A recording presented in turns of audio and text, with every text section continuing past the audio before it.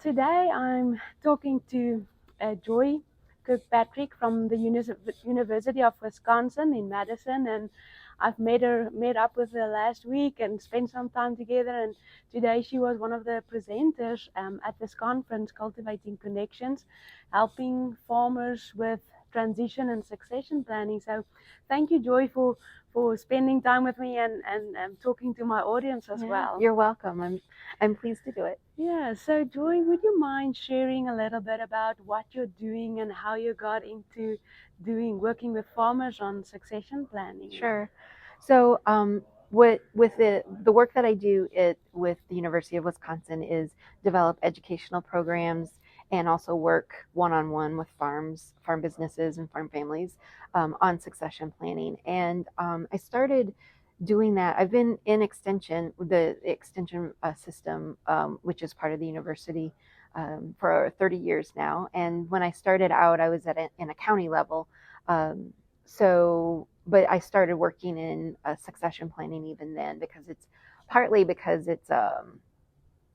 I was motivated because of some of the things that happened within my own family farm, and I wanted to help farm families be better prepared when they go to an attorney or a CPA or an accountant to kind of know what they want, so that when they go, the options that are given to them are better tailored to them right away, right? So that they don't have to take all of this time explaining a whole bunch of things to an attorney.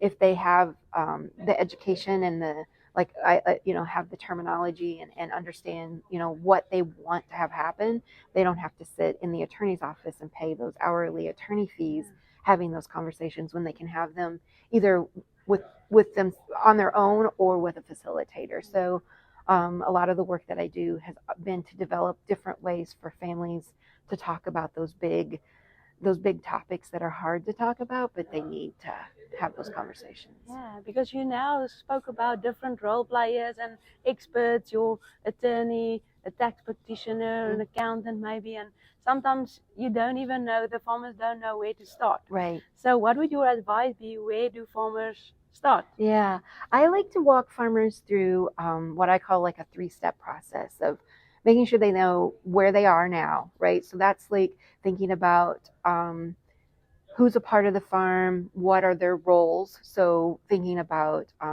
how do they get compensated, right? So just having a really good idea of like who's a part of the farm and what are they doing. Another part of where they are now is a good financial analysis of understanding what their financial position is. Are they profitable? So that they have an idea of, does that, when they go to that next step, which is where do they want to be, does that match up with the financial position? So there's all kinds of questions that we ask farm families to think about with where are they now, and part of that also is I love for people to talk about or write about the history of their farm, because that really helps me understand a lot of times what their values are. If somebody says they're a 5th generation farmer, that tells me a lot about like what they most likely want a 6th generation to be on that farm, right? So it really helps me learn about them in a way that they don't have to say exactly what their values are right there at the beginning. I know there are a lot of people who work with farm families who they want them to do their values, their mission, their visions all right away. I would rather work with a farm helping them think about where they are, because that's something they're really comfortable with. If you talk about, ask them about their operation, how they handle, describe their facilities, that's stuff that they can just bring up right off the top of their head. And so it's an easier conversation and you build rapport with them. So helping them think about it in a way that a lot of the information that I'm asking for has to come from them. It's not me telling them things right away. So that where are they now is kind of their role, is to help me build that out so that I can see it on paper. Yeah. And then where do you want to be is a lot more about that visioning. Thinking about what is it that you'd like to see in 3 and 5 or 5 years from now. both for both that owner generation and the successor, because that conversation really opens up. I always tell this story about working with a farm family, and I ask the owner generation and the successor generation that same question of, I have this question of like, how much ownership do you want to have in 3 and 5 years? Like percentage. Yeah. What percentage of the farm would you like to own? And both generations said they wanted to own 80% of the farm in 5 years. I'm like, that's where we need to start talking because that's don't have enough farm. That's not going to add up, right? So having that visioning to have it help them have the conversations of, and there's reasons, right? That owner generation was very dependent on those assets for retirement, so they felt like they needed to own them, so that they had less risk as they move into retirement. That successor generation saw all of the plans, like the modernization that they wanted to do that farm, right? They wanted to build a new building and add and improve the parlor and those sorts of things. And to them, they wanted to own those assets so that they could borrow against them to build it into the vision that they wanted. Yeah. So having the conversations as to the why of those answers really, I think, expands and helps everybody kind of understand each other's perspective. Yeah. So that 3-step process is, where are you now? Where do you want to be? And then that last question is, how do you get there? So that's where it gets, if we do the work to build those first 2 questions, that last one actually gets to be a little bit more like the fun things, right? To thinking about, how do you structure the business, or how do you start making those transitions? That's really where you definitely need to bring in that team, right? Sometimes you might need to bring in the team a little bit earlier, but where do you get there is definitely the opportunity for that farm family to be like, okay, say to the attorney or their accountant, this is where we are. We've talked about where we want to be. What are the options that you can tell us about how we can get to that place? Yeah. So that's really like within my educational programs and any of the work that I do with farm families, it's those 3. It sounds like really basic questions, but there's lots of things that you need to explore, and a lot of it's exploring things that they don't necessarily feel comfortable with, because it's that mix of family and business that we kind of have to pull the threads out a little bit, because I really do encourage people to think about how can you separate that a little bit, because you need it to be, most families really need that business to continue in some sort of way, even if it's just for the successor. But so many times that owner generation is pretty dependent on that business continue. Yeah. So let's make sure that we make it a business, but it's informed by those family values and those family visions as well. So it's a business, but the family doesn't completely override it, but gives it the values and the structure as to like the broad framework and the broad framework of, this is what our family believes in, right? These are the things that we feel are important. The guardrails. Yes. Yeah, that's a great way to say it. The guardrails. Yeah.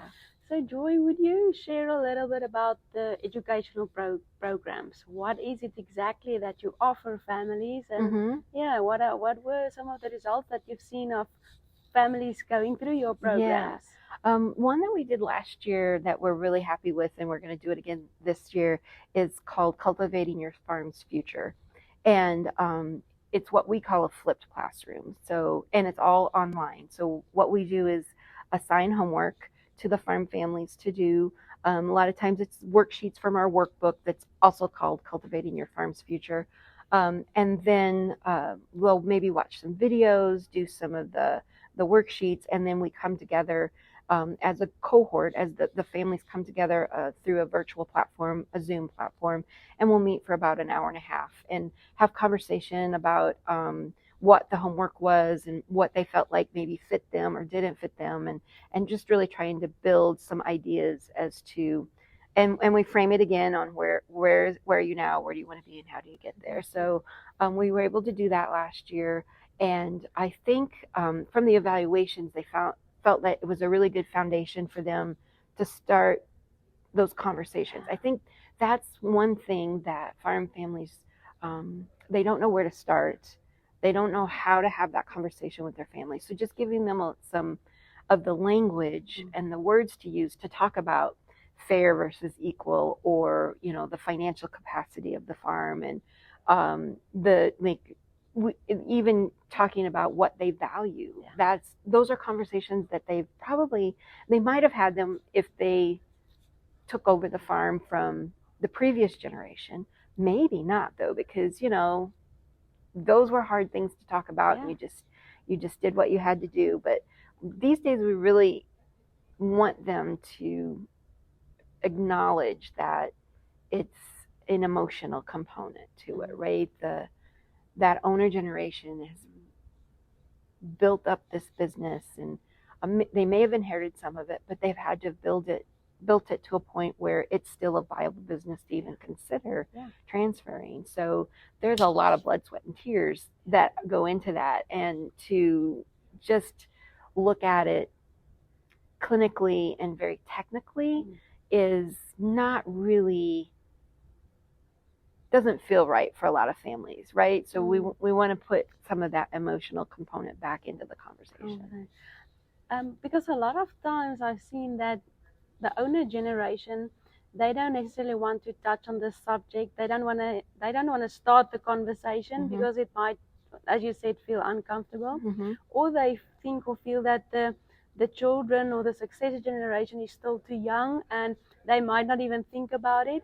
But in actual fact, they already start thinking about it at a very early stage, but they might not have the courage to start that conversation as well. Right, exactly. Was that your experience as well? Yeah, right.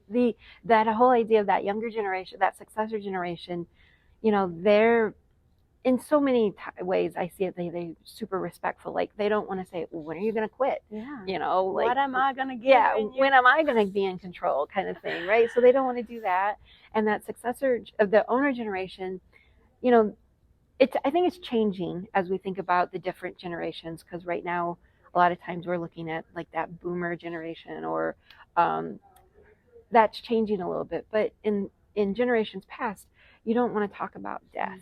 You don't want to talk about writing a will, because then you're going to die. Well, you're going to die anyway, so you might as well have a will, right? But I think there's always that sort of uncomfortableness. And as they said today in the conference, there was somebody who was talking about sometimes they don't want to put that pressure on their kids to be able to think about, like, do they want to farm? We don't want them to think they have to, right? I think that starting that owner generation, that parent generation, saying, if you want to come back to the farm, laying out some criteria, right? Thinking about, if you want to maybe go work for someone else for a couple of years, or go get a technical degree or a business degree, build your skills and bring something back of value to the farm, right? I think that starting that conversation earlier, rather than not having that conversation and not putting that criteria, you might have more than one kid that wants to come back, and then you have to think about, is there that capacity? How do we deal with, like, there needs to be some criteria rather than just having the same last name. At least that's the way I feel about it. And I think it's easier to have those conversations beforehand. Then the conversations just get tougher once the successor is already on the farm. And we didn't do this, and then later on we have to, and spouses come in and grandchildren come, and then it becomes difficult, because then there are actual names against the title. It's easier to lay down the rules why it's still anonymous. Yes, exactly. And it's something that we are thinking about in the future, or planning for the future. Back to your program. So do you see that families as a family unit would enroll in your program, or do you see that sometimes either the owner or the successor generation, they would first go through your program and then maybe take some of it back to the family for a later process. What is your experience? We saw a little bit of both of that, but the way we did it, we encouraged.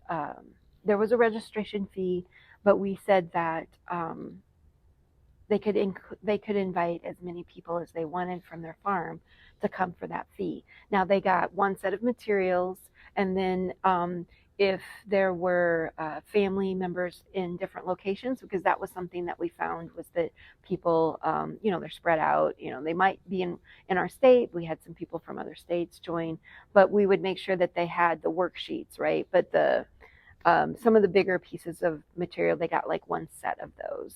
But then everybody got worksheets by email or hard copies or however they needed to have those.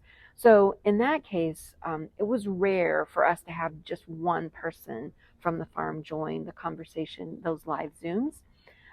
We did have a couple of families that either that it didn't work out timing wise for the rest of the family, or like you said, maybe they were motivated, but the rest of the family not so much. But having them participate and understand what the process was, I think, is a great thing to bring back to their family to start those conversations. But mostly we had 2 to 3 people. Some people even had like 4 or 5 people join on the Zooms in that sort of way.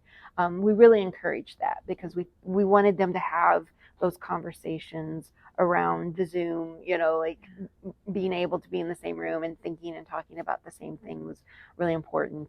Sometimes when they were in different households, we would put them into a breakout room together. So there was a mom and a daughter that were in different towns, but they got to talk to each other in their own breakout rooms. Wow, that's just amazing. And I also think that the fact that it's in a larger cohort of families makes it less intimidating. Yes. Because it's not just your family and the university or the program director. It's just, okay, now we hear what they are saying, I can resonate with that, or luckily we don't have that problem. Exactly. You learn from your peers as well.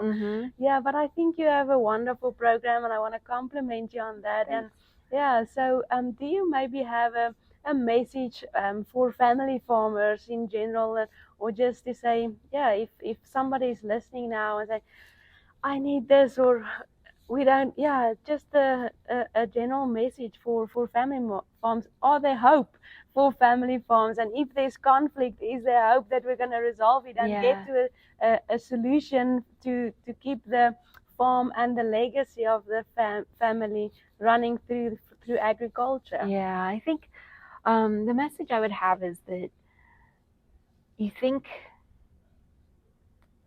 you have this hesitancy to start these conversations because they're going to be difficult, right? They're going to be uncomfortable, but they could be really positive too, right? I've worked with families when we had workshops in person a lot. One farmer came up and said, I didn't know that my kid wanted to come back to farm until he brought the brochure for this workshop to me. Wow. So thinking about ways that you can just very easily say, let's start talking about this, right? So like he was so happy that his son wanted to come back to the farm, and neither one of them knew how to have that conversation until a program, right? So thinking about you're hesitant because you can think of all the bad things that could go, but think about all the good things that could come of it. And you get it planned now. You don't have, and I'm talking more to the owner generation at this point, right? It's kind of a gift that you're giving your successor and your next generation, because if you don't make the plans now, when you can kind of guide it and explain the reasons why you're doing what you're doing, the transition's gonna happen, and it may not happen the way you want it to, and it's gonna be built around when they're probably grieving, to be quite honest, right? So if you think about wanting to give your family a gift, having a plan is really a gift to them. Oh, thank you so much. And thanks again for your time. And Yeah. yes, good luck with your program here. Thanks. Thank you.